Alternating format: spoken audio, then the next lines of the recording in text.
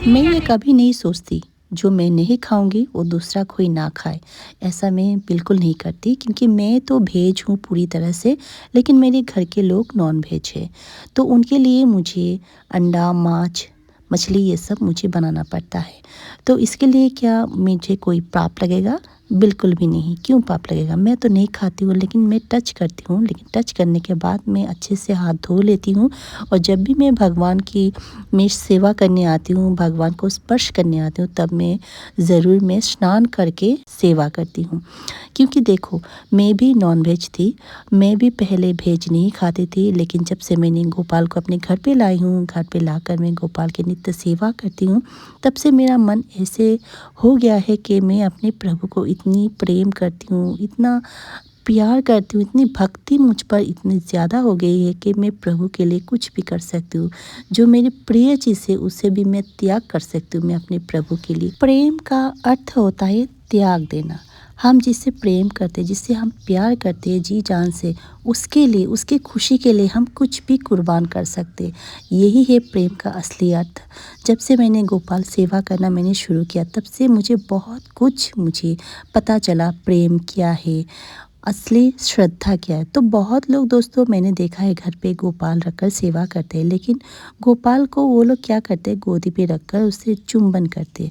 ये मुझे बिल्कुल पसंद नहीं। हाँ, ये हम सभी मानते हैं कि घर पे गोपाल एक बच्चे की तरह रहता है।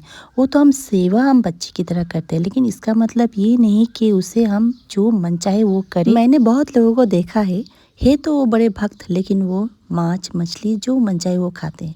देखो, अगर आप सच्चे भक्त हो ना, तो आप प्रभु के लिए भोजन बनाओगे, प्रभु को पहले अर्पण करोगे, फिर उसके बाद आप खाओगे। लेकिन आप अगर ऐसे नहीं करोगे, आप नॉन वेज बनाते हो, आप खुद खाते हो, तो आप कैसे भक्त होगे? ये तो कभी भी भक्त का कोई लक्षण ही नहीं आप में। और देखो, मैं वेज हूँ, लेकिन मेरे घर के लोग नॉन वेज है, तो मैं पहले अपने भगवान के लिए जो भोग बनाती हूँ मैं वही खाती हूँ प्रसाद के रूप में। मांस, मछली, अंडा जो भी हो, मैं उनके लिए खाना बनाती हूँ। मैं अपने बेटे को भी खिलाती हूँ, मैं खुद अपने हाथों से खिलाती हूँ। और उसको खिलाने के बाद मैं हाथ अच्छे से धो लेती हूँ और मैं स्नान करके पूजा में आती हूँ। कल रात को बहुत सारा मछली आया था, सभी मछली को मैंने खुद फ्राई किया और फ्राई करके मैं खाना भी बनाया और बनाकर मैंने अपने बेटे को भी खिलाया।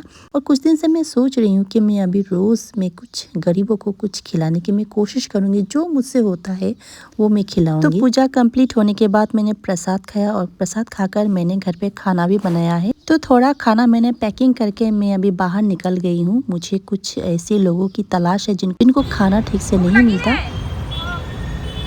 तो ये जगह बहुत ज़्यादा गंदा था, चारों तरफ से बहुत बुरी तरह से बदबू आ रही थी। मुझे मतलब वहाँ पर मैं खड़े हो नहीं पा रही थी, लेकिन फिर भी मैं जो चीज़ लाई हूँ तो मुझे देना पड़ेगा ना, ये बिना देखे तो मैं नहीं जा सकती। मैं पानी भी लाई थी, तो क्योंकि खाना देकर पानी नहीं देना ऐसा तो नहीं होगा। बजे नहीं, तुम लोग यहाँ पे रहते हो, हम कभी भी आ सकते हैं, ठीक है बाबू? अच्छे से बैठो, अच्छे से इसके अच्छे से बैठो, अच्छे से बैठो। हाँ, कपड़ा हम लाएगा, ठीक है? अभी खाना खाना खा लो। फटा कपड़ा पहनकर बैठा है, मुझे देखकर बहुत बुरा लगा, बहुत प्यार लग गया दोस्तों इसको देखकर। और मैंने उनको बोला ही, वादा भी किया है मैं उनके लिए खाना लाऊंगी और कपड़े भी लाऊंगी। तो आज की ब्लॉग दोस्तों मैं यहीं पर ख़त्म करी हूँ और अभी मैं घर चली जाऊंगी। तो आज की ब्लॉग अगर आपको अच्छी लगे तो प्लीज़ मेरे चैनल को सब्सक्राइब कर दीजिएगा। राधे राधे, फिर मुलाकात होगी आपसे।